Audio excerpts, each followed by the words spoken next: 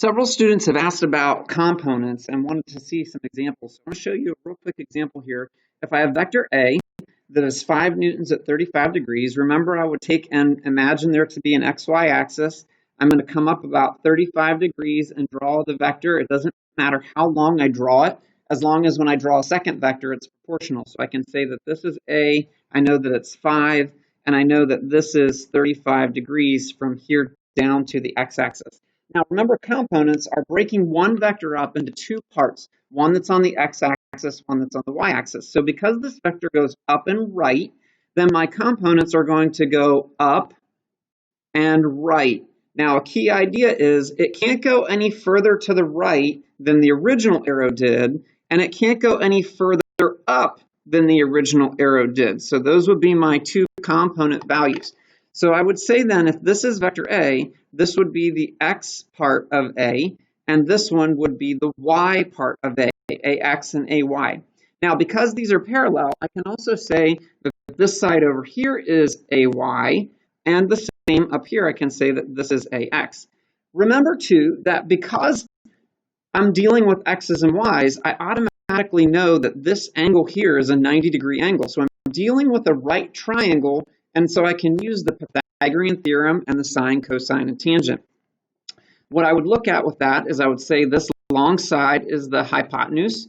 This side that is beside the angle is going to be my adjacent side. And this side that is opposite of the angle is going to be my opposite side. So if I want to find the adjacent side, I can say that AX, the adjacent over the hypotenuse, is equal to the cosine of the angle.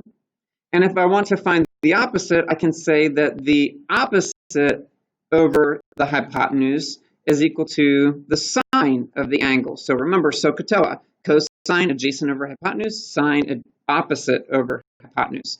Now, if I multiply both sides by 5, I can say that AX is 5 times the cosine of 35.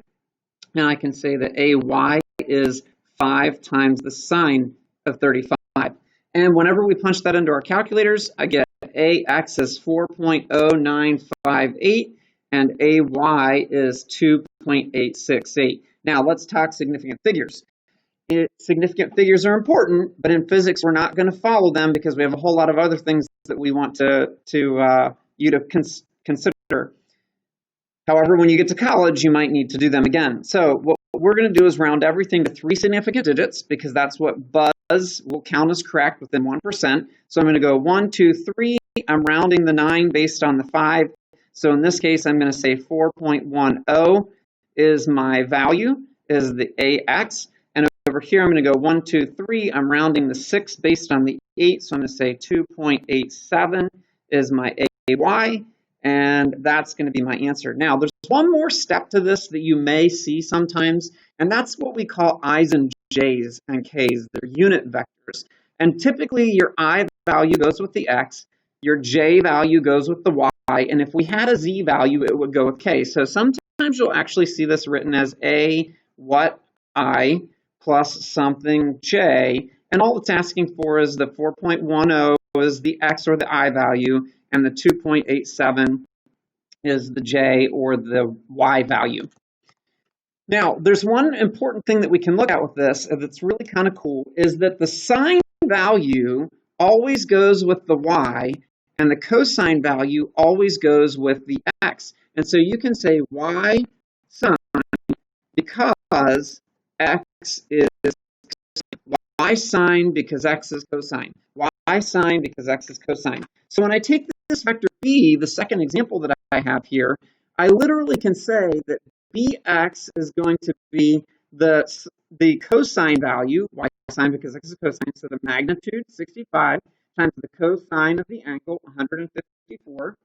And when I plug that into my calculator, I get negative 58.4. Then I can say that the Y value, By, is going to be the magnitude, 65, times the sine of the angle, 154. Plunge that in my calculator and I get 28.5, and there are my two components for the B vector. If I draw this out then, so I have 154 degrees, so here's my coordinate system.